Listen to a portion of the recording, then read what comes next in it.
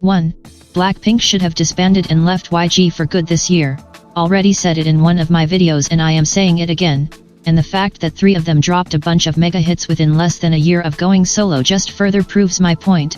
After all, yeah, you blinks might want them to release more group albums, but you can't deny that all we will get from them next year is just another copy of Do Do Do, How You Like That, or Pink Venom, along with a half-assed tour, instead of getting more great solo projects. 2. Min Hee-jin is supposed to be behind bars by now in my opinion. The mere fact that this woman is still a free citizen despite all the grooming allegations and evidences in regards of her close collaborations with New Jeans, is completely beyond me and speaks volumes about South Korea and its protection for minors and people in general. I mean, yet, she is by far not the first person in that dirty industry who more or less engaged in questionably promiscuous businesses with minors. But honey, the writing is once again on the wall and it couldn't be more visible. Literally with her office walls being plastered with imageries that glamorize pedophilia, and let's not forget about the Cookie song.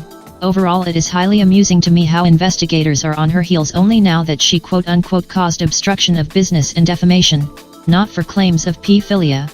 It literally tells us that these contracts and companies' reputations are more important in the eye of Korea's law and justice system than the most intimate well-being of minors. 3. Groups like Stray Kids and ATS are seemingly one-trick ponies at this point and it is really tiring. Now hold up, now before you throw stones at me, I would like to mention that I really like a lot of their songs, but whereas there are groups like ITZY and IVE, who can't seem to find their musical identity at all due to constant sound and concept changes, groups like ATS and especially Stray Kids delivered the same sound and visual concept for what feels like 7 years now. Like honestly, is faking dark and dangerous criminal attitudes to hardcore electronic or hip-hop heavy songs all these groups can do is what I am asking. Just like Blackpink, I feel like I have been playing the same 5 songs and concepts at my K-pop club nights as DJs for years now whenever I had to play these groups' title tracks. 4. To anyone should have never gone back to the ugly bitch YG. Yes, it is absolutely true that they can never use their legendary name to anyone without YG's permission or perform their songs commercially as a group, but let's be real here, most young fans don't care about their music anyways, except for I Am the Best of course. But the evil deed has been done and they are touring under YG's wing again at the moment, and while I am certainly happy for them if they are happy, I truly from the bottom of my heart hope and pray that they have only signed a reunion tour 1-year contract or whatever and then start a new group, maybe as 214L aka To Anyone for Life, and give us Blackjacks, the final album we never received. Let's go girls, 2026 is gonna be your year to shake the planet at least one last time as a group. 5.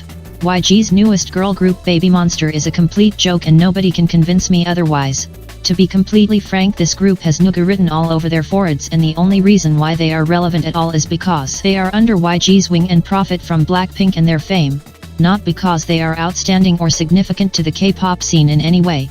I mean, yes, they are still only in their debut era, so it is not completely fair to judge them on their impact, but it is really embarrassing for YG that their supposedly big follow-up group to Blackpink had less influence on the scene than a group like NMIXX, who were completely hated during their debut due to their innovative and genre-blending style. But back to Baby Monster.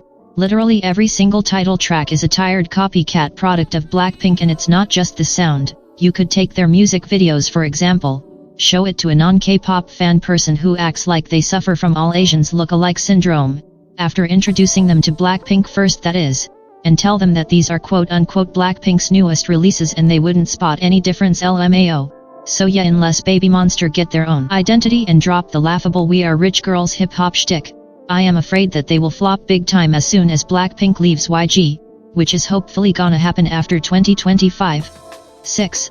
Aespa's Whiplash was a huge letdown after their monstrous hits Supernova and Armageddon. Like honestly, the sound of Whiplash is cool and all, but nothing in that song explodes in my ear. It is in composition a boring and washed out electronic song and that's it. No competition to their earlier releases of 2024, Aespa's Supernova and NMIXX's Dash for Song of the Year, I say. 7. 2024 was by a landslide the worst year for K-pop now when it came to the number of good songs and hit songs we received. But it was even a worse year for boy group stans in my opinion. JYP's new boy group Next Z for example is just as much of a boring joke to me sonically as Baby Monster and many other newer groups are. Literally the only decent K-pop releases from male acts or boy groups this year were Stray Kids' Chick Chick Boom and Spot by Zico featuring Jennie, that is literally it. I didn't like any other Korean song by male artists this year. and while I have admittedly always preferred girl groups for obvious reasons, no other year has been this bad for boy groups, not even 2022. 8.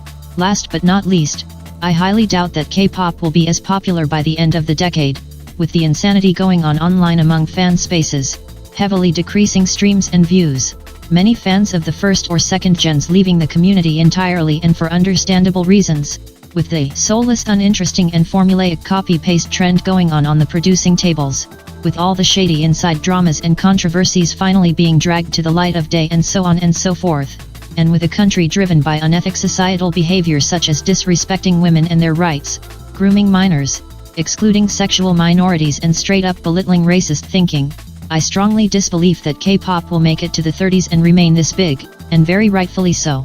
After all, what built K-pop up was, next to the fans' support of course, its uniqueness and its big hits, and looking for these aspects in 2024 requires a magnifying glass honestly, and I feel like the whole industry is currently crumbling under all the mistreatments, crimes and shady businesses behind closed doors, and I am all here for it.